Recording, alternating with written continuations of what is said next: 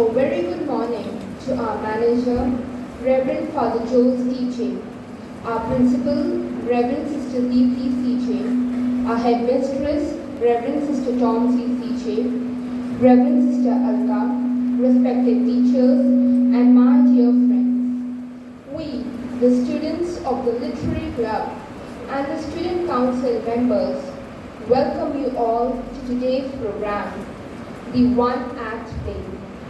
It is said, seek ye first the kingdom of God, and all good things will be added unto you. Let us begin this special program by invoking God's choicest blessings. Let us bow down and worship Him.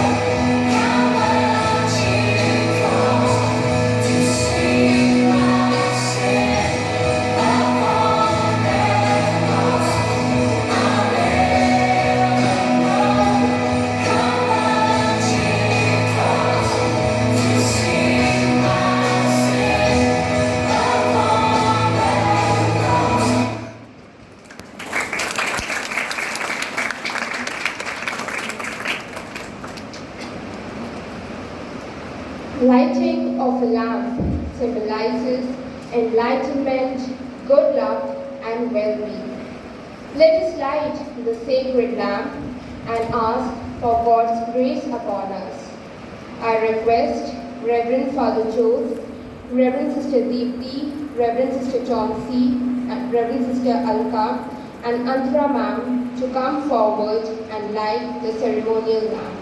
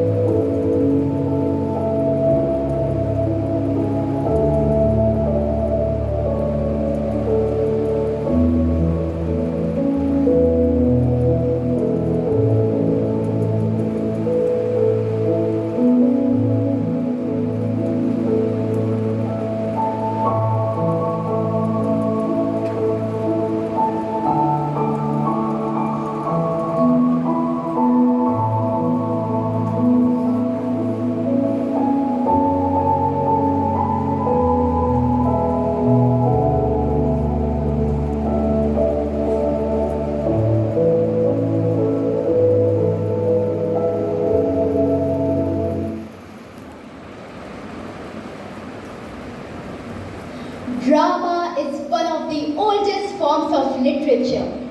Its first roots go back to early Greek life. Drama comes from the Greek words meaning to do or to act. A play is a story acted out. The speech and action of a play recreate the flow of human life. A play comes fully to life only on the stage.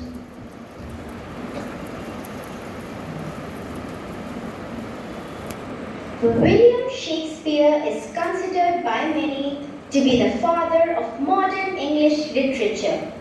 He is widely regarded as the greatest writer in the English language and the world's preeminent dramatist.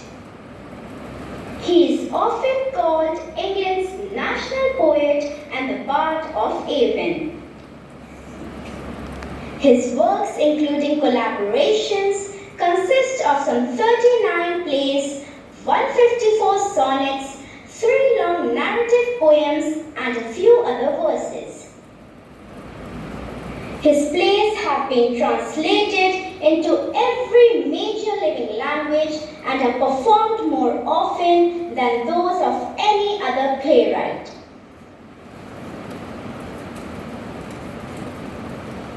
We, the students of the Literary Club, along with the members of the Student Council, bring before you scenes from one of the most famous historical plays of William Shakespeare, Julius Caesar.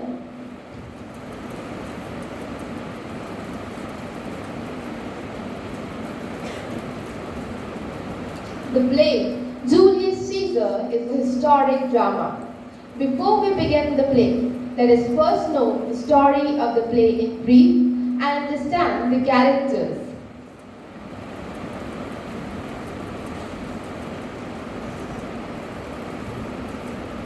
Julius Caesar, an evil general and a conqueror, returns to Rome amidst immense popularity after defeating the sons of Pompey. The people hold him in great respect and celebrate his victorious return. However, Caesar is held in contempt by many Senate members, especially Cassius, who is jealous of Caesar's political rise and popularity. He is envious of Caesar's growing power and is afraid that one day Caesar may become a dictator. Thus, he instigates a conspiracy to murder Caesar. He realizes that to gain legitimacy in the eyes of the Romans, he must win over the noble Marcus Brutus to his side, for Marcus Brutus is the most trusted and respected in Rome. Brutus, the idealist, agrees to support Cassius and other conspirators, and together they murder Caesar inside the Senate house. But the most loyal friend of Caesar, Mark Antony, avenges Caesar's death by instigating the Roman mob to mutiny with a shrewdness and clever oratory. Antony's speech to the Roman mob is a classic piece of literature and is an example how words have the power to change the course of history. There are a few more characters who play an important role. Decius Brutus, one of the senators who takes Caesar to the Senate house. Calpurnia, Caesar's wife.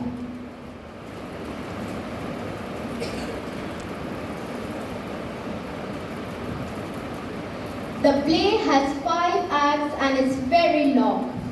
We have tried to bring before you the few most important scenes of the play, how Caesar is taken to the Senate house, his murder scene, and the famous speech of Mark Antony. So come, let us treat ourselves with the richness of the political drama by William Shakespeare.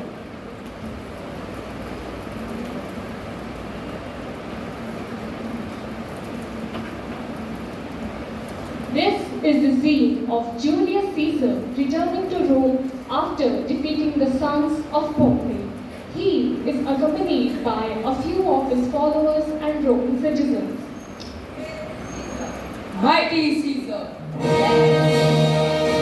Caesar! Hail Caesar!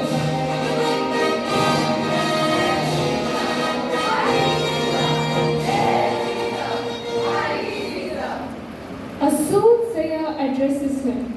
Caesar, mighty Caesar, beware the Ides of March. Who is that? Who is speaking underneath the arch? Remember, Caesar is not afraid of any man. Hail Caesar! Mighty Caesar! Hail Caesar! Brutus! Brutus! Check what is happening. Caesar is flying high, but there is something that I just don't like about him. Oh, Cassius, Caesar is my man. I love him like a brother. But would you say in all of Rome, there is just no other? I admit he's overrated, but he's a good man, and I will support him as long as I reasonably can. Overrated? He is overproud. All of Rome just laps it up and makes of him a fuss. Your name is just as good as his. It rolls right off the tongue. But when will the name of Brutus be great once again? I fear Rome chooses him for king. I choose democracy. If Caesar is proclaimed a king, we are no longer free.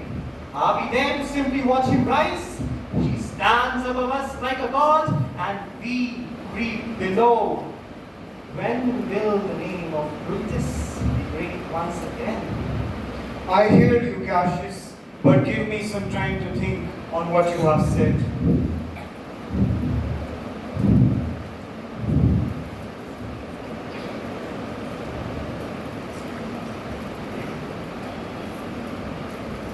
Cassius, with his guile and cunningness, was able to persuade Brutus against Caesar and made him join the conspiracy for killing Caesar.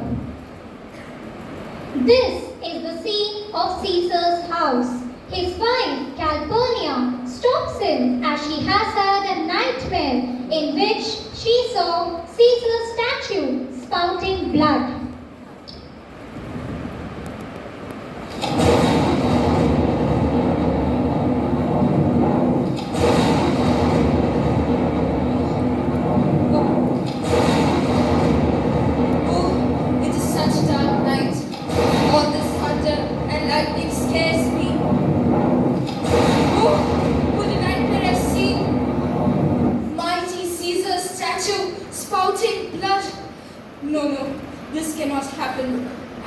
Let Caesar go to the Senate today.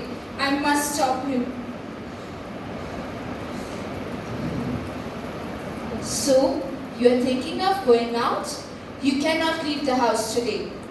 I shall definitely go out. Threats disappear when I confront them. I have never paid much attention to omens and forecasts, but now I am afraid. A person inside at the moment tells me of horrible things other than what we've seen or heard. Graves have opened up, exposing the dead. Fierce warriors were seen fighting in full formation of the clouds. Blood rained on the capital. These signs are the most unnatural. I fear something wrong shall happen. What can be avoided, whose end is purposed by the mighty gods? I shall go forth. When figures die, there are no comets seen. The heavens themselves blaze forth the death of princes. Cowards die many times before their death. The valiant never taste of death but once. Death is a necessary end. It will come when it will come. Alas, my lord, your overconfidence clouds your wisdom. Please do not go out today. I fall upon my knees and request you to let me have my way in this matter. Okay. Mark Antony will inform the Senate that I am sick and I'll stay home to please you. Oh, see, Decius Brutus has come, and he will tell them so. Greetings, Caesar. I'm here to fetch you to the Senate House. And you have come in a very happy time to bear my greetings to the senators and tell them I will not come today. He's sick. Shall Caesar send a lie? Have I made so many conquests only to be afraid of speaking the truth to some old men? Decius, tell them Caesar will not come. Most mighty Caesar, let me know some cause, lest I be laughed at when I tell them so. Calpurnia, my wife, stays me at home. She dreamt of my statue and saw blood gushing out like a fountain with 100 spouts. Many strong Romans came smiling and washed their hands in it. Taking all of this to be a warning of some evil occurrence, she begs me to stay at home. This dream is all misinterpreted. It was a vision, fair and fortunate.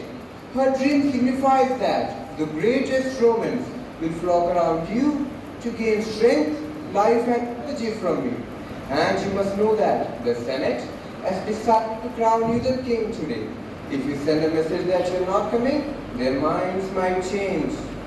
How foolish do your fears seem now, Calpurnia. I'm ashamed that I paid heed to them. You leave, Calpurnia, for I shall go.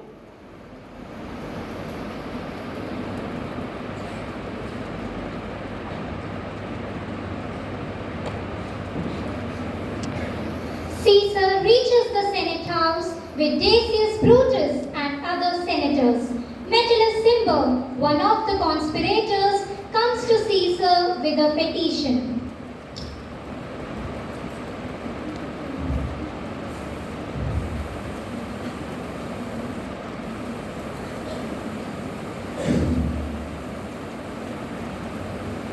Most high, most mighty Caesar, I throw my humble self with all my heart at your feet.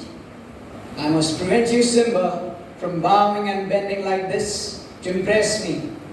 Law, child's play that it can be changed at will. Your brother was banished by law. Remember, I have not done anything wrong, and I will not be convinced without reason. Is there no voice more worthy than my own to sound most sweetly in great Caesar's ear for the repealing of my banished brother? I kiss thy hand, Caesar. Grant pardon to Publius Cimber immediately. What? You are saying this, Brutus? I also seek pardon for Publius Cimber, and all at your feet and beg for Cimber's freedom. If I were an ordinary man like you, I would change my mind. But I am constant and immovable like the North Star. I was certain Simba deserved to be banished, and I will stick my decision. If that's so, let my hand speak for me.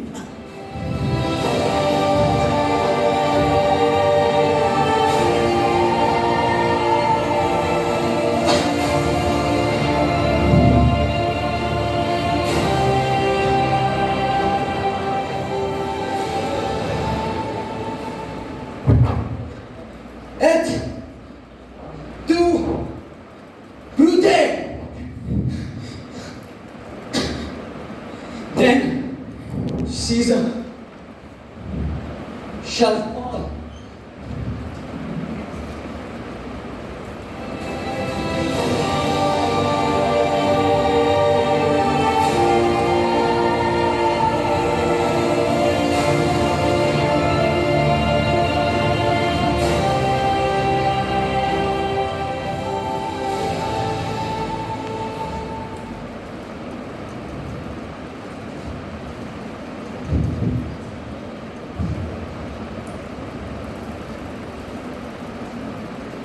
Tyranny is dead. Rome is rid of the dictator. Liberty and freedom. Now some of us must go to the common people and declare freedom.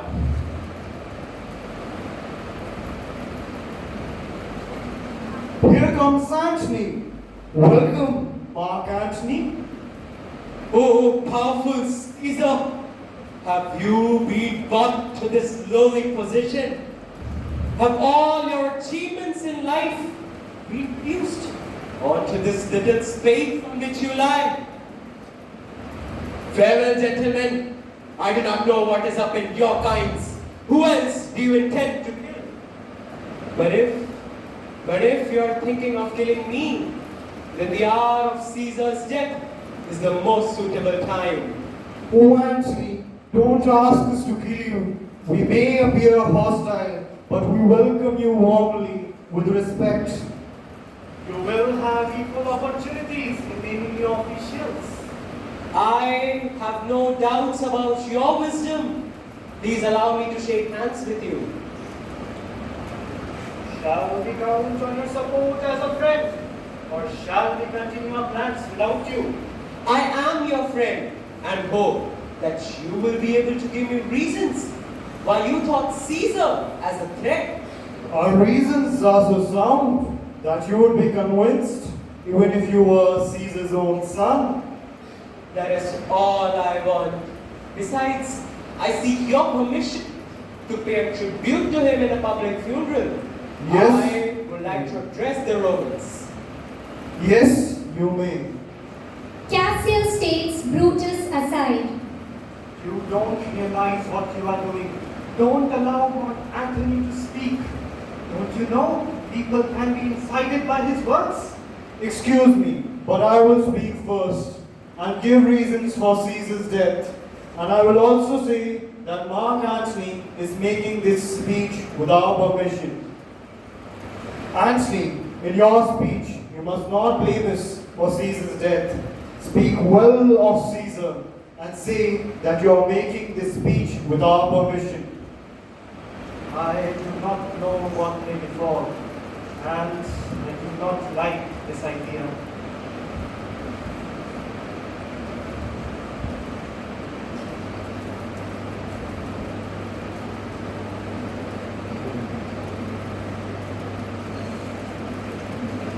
Brutus goes to the pulpit and addresses the Romans, telling them the reason for killing Caesar, for the welfare of Rome. He tells the Romans that Caesar was going to be a dictator. Yeah. Go. Good countrymen, for my sake, stay here with Antony. I request that no one except me should leave until he finishes speaking.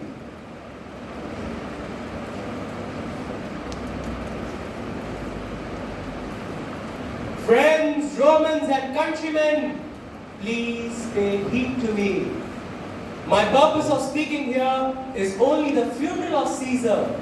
It is not my aim to praise him. Usually, only the evil deeds of men are remembered after their death, while all the good that they do is soon forgotten. Let the same happen with Caesar. Noble Brutus has told you that Caesar was an ambitious man. If that is true, then Caesar was at serious fault and he has paid dearly for it. Caesar was my friend. He was very kind and fair to me, but noble Brutus says Caesar was an ambitious man. It must be so because Brutus is an honorable man. Caesar has brought home many slaves and filled the treasury of Rome with wealth from his conquest. Does that prove that he was ambitious? But noble Brutus says Caesar was an ambitious man, and it must be so because Brutus is an honorable man.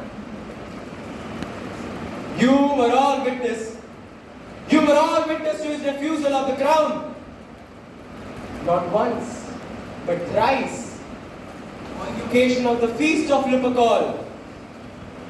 Was this an ambitious decision? But noble Brutus says Caesar was an ambitious man and Brutus an honorable man. I am not here speaking to prove that Brutus is wrong, but to only express what I know. Just yesterday, Just yesterday, the word of Caesar would have swayed the world. But today, even the lowest, most humble will not pay respect to his dead body. I would be doing wrong if I tried to incite you against his murderers.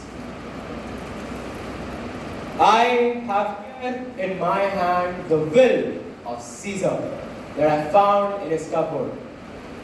I am not going to read to the people, but if they heard it, they would rush to kiss his wounds, dip their handkerchief in his blood, or take a strand of hair and preserve it as a relic.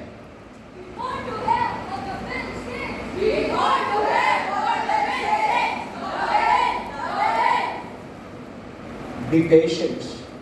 I must not treat you. After all, you are not unfeeling blocks of stone or wood. You are human. And because of your human nature, you will become angry at Caesar's death. It is better for you that you did not know that you are his heirs. I dread to know how you would react if you know that you are his heirs.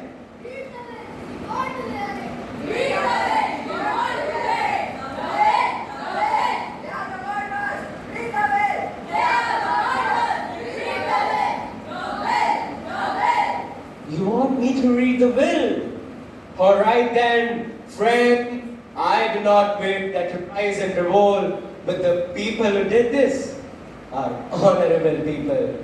I do not know what reasons they had to kill him, but I'm sure they will convince you with theirs. I'm not here to win you over. After all, I am not a clever speaker like Brutus. I am just an ordinary man who loved his friend. But if Brutus and I were to change places, he would fire you up to mutiny.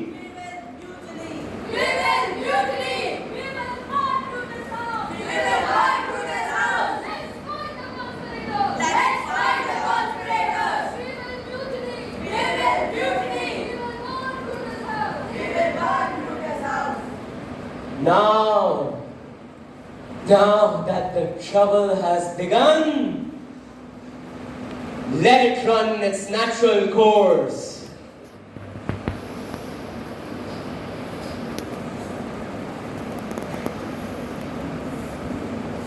After instigating the mob to revenge, Antony sits with Octavius Caesar, Julius Caesar's nephew, coolly calculating how to purge any future threat. Brutus and Cassius fall apart as the idealist in Brutus is outraged by Cassius' practicality. The armies of Octavius Caesar and Antony clash with those of Brutus and Cassius. Brutus and Cassius are defeated and both commit suicide. Octavius Caesar is crowned the king, thus ending the political drama. As we come to the end of the play, we would like to call upon the students who acted as different characters on the stage. Mikhail Matthew as Julius Caesar, Amit Daniel as Marcus Brutus, Jerome Campbell as Mark Antony, Suryan Sharma as Cassius, Kevin Xavier as Decius Brutus, Prabhat Gautam as Casca, Shivan Nadaporti as Metellus Simba, Sri Lakshmi as Calpurnia, Abresh Bhatt, Tanmay Gulati, Ivan Raj Shinu, Ayush Anand, Bhavishya and Hidran Singh as Roman citizens. Now I call upon all the narrators to the stage. Myla Namal Khan, Purvi Singh, Agni Kaushik, Palak, Khushi Agarwal. I now request all the dancers to come to the stage. Shreya Pipi, Anchal Bansal, Shreyashi Khansali, Isha and Afreen Mahmood. also request Devanshu to come forward. He was taking care of our PowerPoint presentation. And myself, Julius, your narrator for today.